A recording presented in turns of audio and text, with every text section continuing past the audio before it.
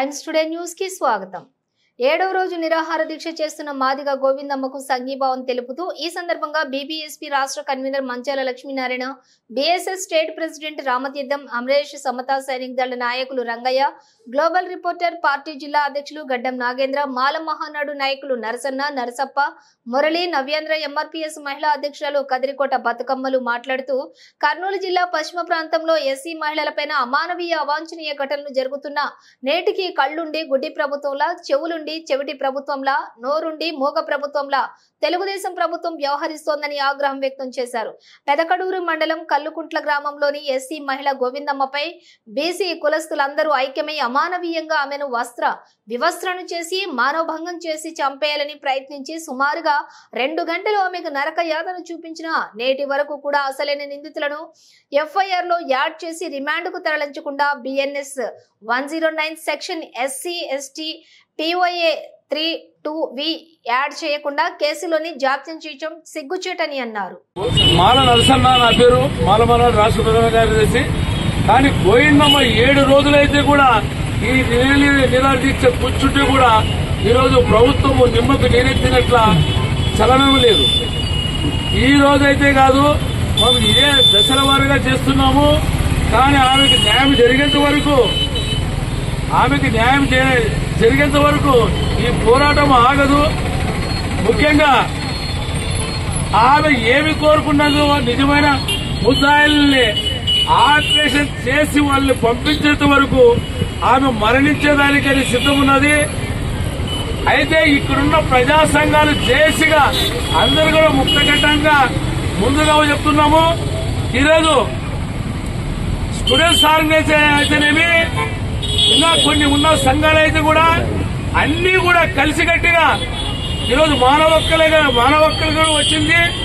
ఈరోజు ఇక్కడున్న దళిత సంఘాలు కొన్ని అలిగేషన్ వల్ల వాళ్ళకేమే మరి రాజులు అనుకున్నారు బెగ్గింగ్। ఈ రోజు మనం పుట్టి ఒక దళితుడిగా పుట్టి ఈరోజు దళిత మహిళకి రాలేమంటే సిగ్గుచేటు। ఎవరైతే పిలుపునిచ్చామో ప్రతి ఒక్కడు దళితుడే పుట్టిన వాడు ఖచ్చితంగా రావాలి, రాని వేళల వాడు దళితుడు అని నేను చెప్తున్నాను। ఈరోజు నిజమైన దళితుడు అయితే ఖచ్చితంగా వస్తాడు। ఈ KVPS అని చెప్పుకుంటారు ఎవరో, ఎక్కడున్న రాష్ట్ర నాయకుడైతే ఎక్కడ కోతులు కొట్టేదానికి కలెక్టర్ గారు కలిశారు। ఇక్కడ ఈ ఊర్లో KVPS ఉందో లేదో తెలియదు నా మనసుకి।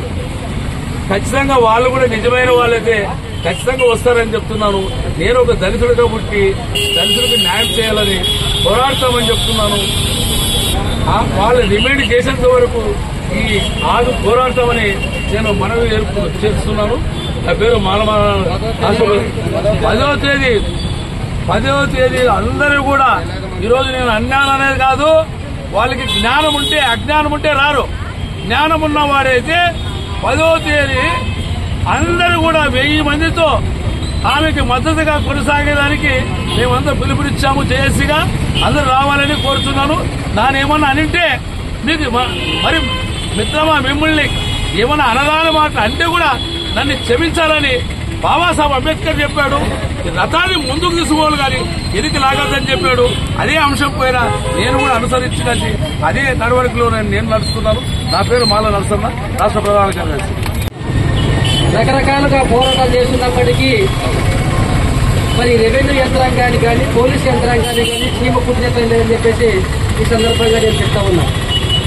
ఎందుకంటే ఇదే సంఘటన మరి అగ్రవర్ణాల వారికి జరిగితే ఈరోజు ఆ జరిగిన సంఘటనలో దళితులు ఉంటే వాళ్ళు ఈ పాటికే ప్రాణాలు తీసుకునేవారు।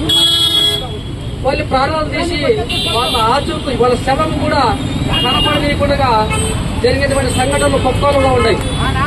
మరి ఇక్కడ దళిత అమ్మాయి ఒక భారత స్త్రీ సభ్య సమాజం సిగ్గుపడే విధంగా మనం ఏదైతే గొప్పగా చెప్పుకుంటున్నామో, స్త్రీ గౌరవాన్ని ప్రపంచ దేశాలకు ఏ విధంగా అయితే సాటి చెప్తున్నామో అటువంటి స్త్రీకి అవమానం జరిగితే ప్రపంచ దేశాలకు మనం ఏ విధంగా ఆదర్శంగా ఉంటాం।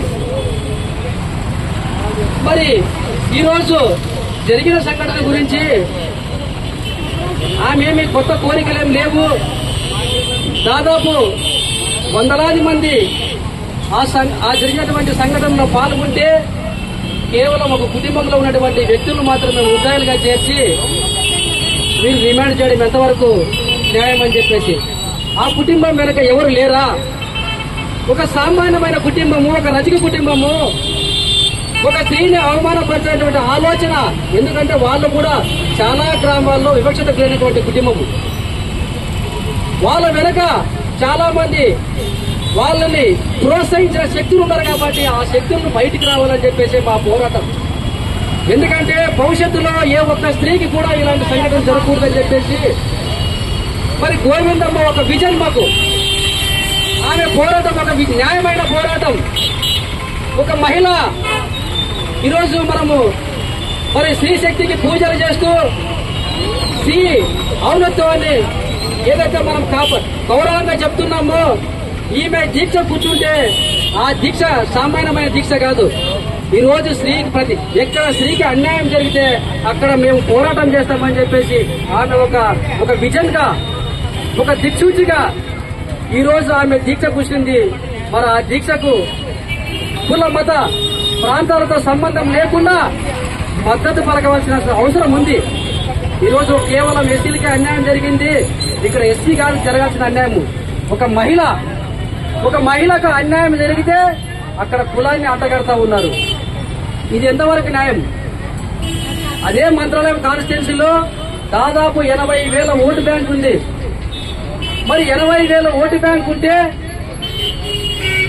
ఈ 80,000 ఓటు బ్యాంకుతో అందరూ కలిసి ఇక్కడ మీకు టీడీపీకి ఓటేశారు, తర్వాత వైఎస్ఆర్సీపీ పార్టీ ఓటేశారు, ఇంకా వామపక్ష పార్టీలు కూడా కొంత ఎవరు ఇష్టమంటే వాళ్ళు ఓటేసిన తర్వాత అధికారంలోకి వచ్చిన తర్వాత ఆ రోజు ఎలక్షన్ కంటే ముందు ప్రతి ఇంటికి వెళ్లి కాళ్ల వేలబడి మీ కోరికలను నెరవేర్స్తాం, మీకు అండగా ఉంటామని చెప్పేసి దంపుడు కూతలు పూసి ఈ రోజు అధికారంలోకి వచ్చిన తర్వాత ఇంత సంఘటన జరిగితే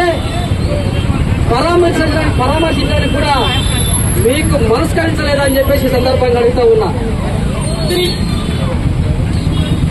ఇది మీకు కనబడట్లేదా?